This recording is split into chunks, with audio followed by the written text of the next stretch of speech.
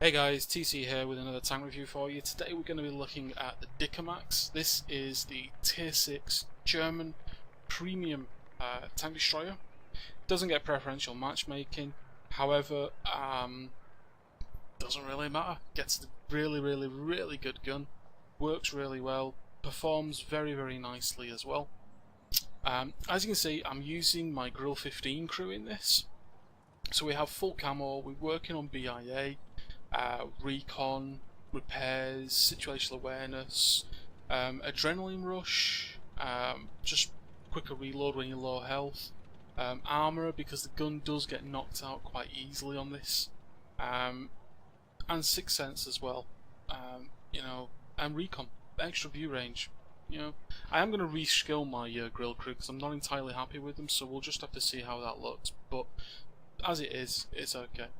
So, review on the TcFreer today. It's been in the game for a long time, as long as I can remember, and I've never picked one up. But I decided that, there was a competition to win one, so I entered and won it, and yay, happy. But what's brought on this review, you may ask, is, well, I completed one of my Object 260 missions, TD7 in this. So, worthy of a replay, I decided. As you can see, it's got a tier 8 gun, 105mm. Now it only has 169 pen, but it does do 300 average damage. 227 with premium, still giving you 300 damage. 0.36 accuracy, could be better in my opinion, but still quite good. And 2.3 second aim time is quite a long time to wait. I have got it set up as a standard, standard TD, so binoculars, rammer, and a camo net. Ammunition is an issue with the TcFreer. You only have a very limited supply. So I have 16 AP, 5 APCR, and 5 HG. I have been running chocolate on this to complete this mission, along with the big repair kit and med kit. The reason I don't run a fire extinguisher is this thing has so little armour. As you can see, survivability, we have 50mm of front armour. There's not much isn't going to penetrate you and do you a lot of damage. But it doesn't seem to get set on fire a lot, even though it has a 20% chance with the engine. But yeah, it does okay. View range is really good, 442 with this tank in its current config without binoculars. Once you get binoculars, you've got the max 445. Obviously anything above that will just work out in your favour. Concealment is really high at 628 as well. When it's stationary, when it's moving, it's not fantastic. It can be seen quite easily. And speaking of mobility, it's not that fast. 10.71 power to weight ratio. It's a real old slug of a machine, this. However, it does have a couple of good points. Gun depression is the most in the game at 14 degrees. You can basically shoot the front of the tank off with this gun. Because it's open top, obviously there's no vents, but it does give the gun really good elevation. So when you're using high ridge lines, you're peeking over cliffs and things, you can actually shoot people below you. Now obviously, because the crew I'm running in this is quite skilled, as you can see the aim time has dropped to 2.1 seconds and the dispersion is 0.33 rather than the 0.36 as stated here. So you can see what a difference your crew can make to a tank and how you can improve it. 7.7 second reload, that is mainly because we're running chocolate as well, and normally it's about 8 seconds or so. So it's not bad. The DPM isn't much to write home about. 2345 is pretty good. But, in reality you can't do that sort of DPM because you just can't get the shots off. So, yeah. Anyway, that being said, let's see it in action, and you can make your mind up whether you want to spend the money on it. I would say spend the money on it. It's actually quite a good piece of kit, this. So, let's kick off, and you can see my Ace Tanker game and my Object 260 TD7 mission. So, let's kick off. Okay guys, here's the game. As you can see, Tier 7 on top of each team, but it is mainly a Tier 6 game, this. We'll spute the replay as always to get us into the match.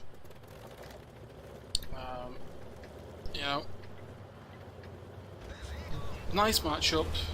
What I'm going to do here, as you can see, this is the TcFreer driving forward normally. Yeah, it isn't quick, is it? And as you can see by the size of the aim circle, the gun is a big old hector of a gun. What you see me doing here is you see me pushing forward into the middle of the map. I want to get in a position where I can shoot either side of the map so I can effectively help both teams. You can just about make out the white line there on the minimap. That's because I've got such a good base view range with this tank that from here I can spot and see quite a lot for myself. Gun depression there, as you can see, pretty much shooting the front of the tank off. But here we go. In position, Dickermax spotted in front of us. We look for a shot on him. Gun aims. First shot, 279. Bit low on the damage roll there. We're trying to get another shot on him, but we can't do. There's a Cromwell there, and there's a Jackson. Looking for another shot there. Aim at the Jackson. 266, and we do a critical hit to him there of some description. T25 is backing off, but he stops. That's another issue with this tank that you just witnessed there. Very, very slow shell travel time. Because it isn't a quick firing shell, you can't, you do struggle. We can't get a line of sight on the on that tank there, so I go back to looking for shots on these guys. No joy caught. However, there is an OI there. Can we see the OI? Nope. Turning back to the other side here, looking for shots across to help our team here. These are all behind cover though, so we're not able to help them. So we go back to keeping an eye on this area here. Then somebody pings the Skoda T40, and it's at this point I realise what side of the map he's actually on. So you can see here, we try and give a bit of lead, but the shell is just too slow. You've got to give a lot of lead with this tank, or be shooting someone when they're driving in a straight line. Or if they're going uphill in a slow, sluggish tank. Blind shot in, looking for the Skoda to reappear.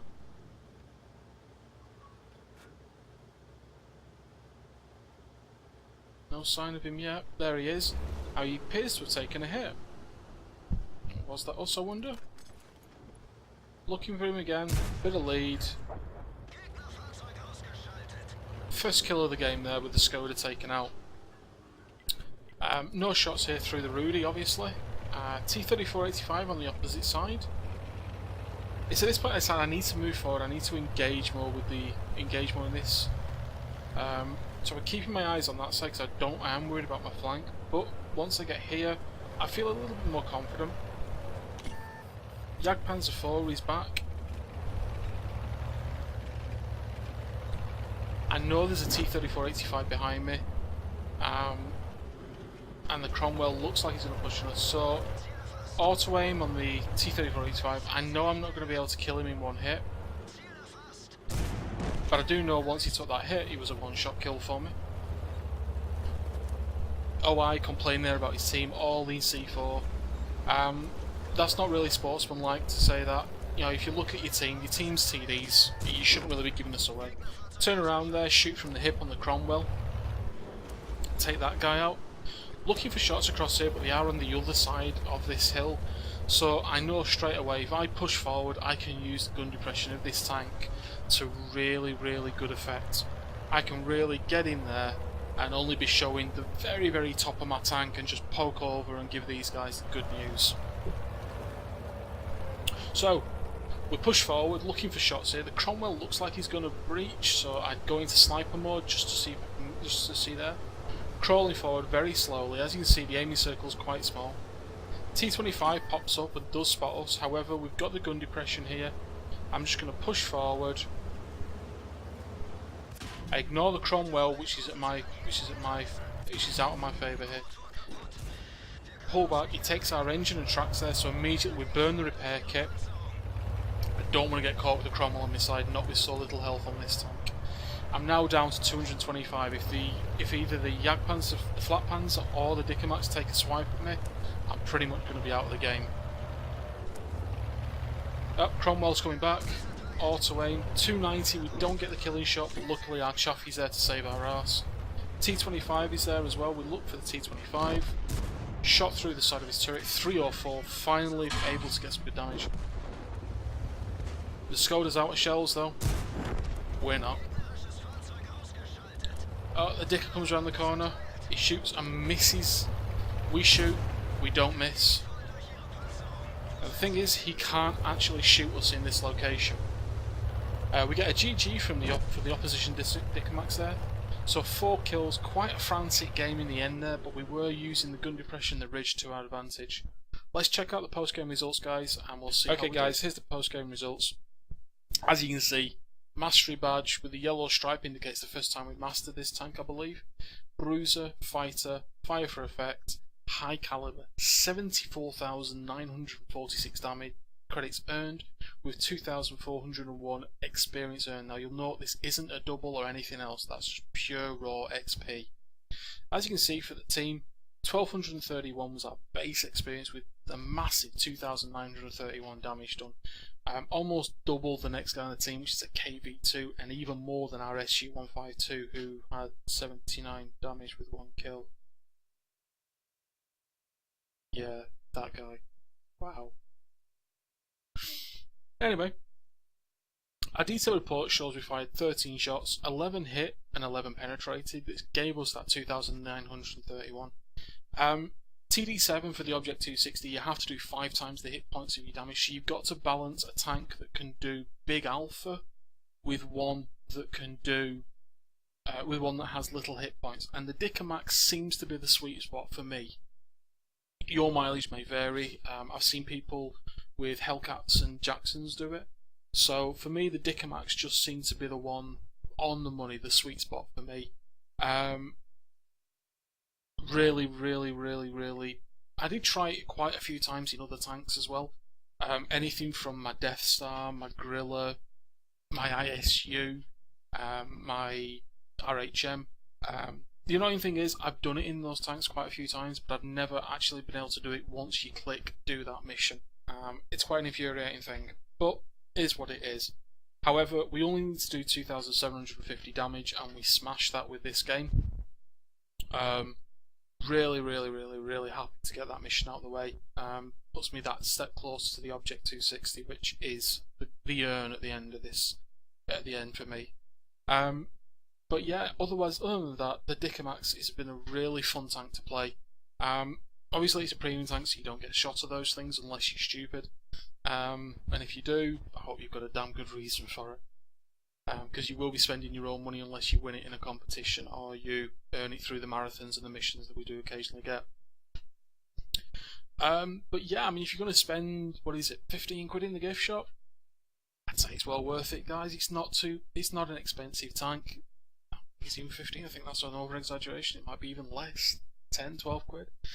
It's worth it. It's a good tank. It works really well. The sound quality, sound quality. The gun's quite good. You can train up your crews really well because it does get a good bonus in crew XP every time you take it out.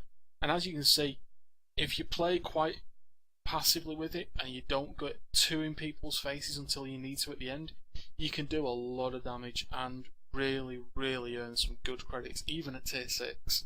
I mean, you know, we're talking 75,000 credits with a 64,000 credit profit. We're getting into tier 8 moneymaker profit here with this tank at this kind of damage output. Yes, you will not always do this kind of damage. You're normally looking about the 2k damage mark, but even so, that's decent credit income in anybody's books, I think, isn't it? Anyway, hopefully you've enjoyed this replay, and we'll see you kicking about for more of them. If you're new, give us a like, give it a thumbs up. Let me know if you like the video. It really helps the channel out, guys. It gives me an idea whether I'm doing the right thing.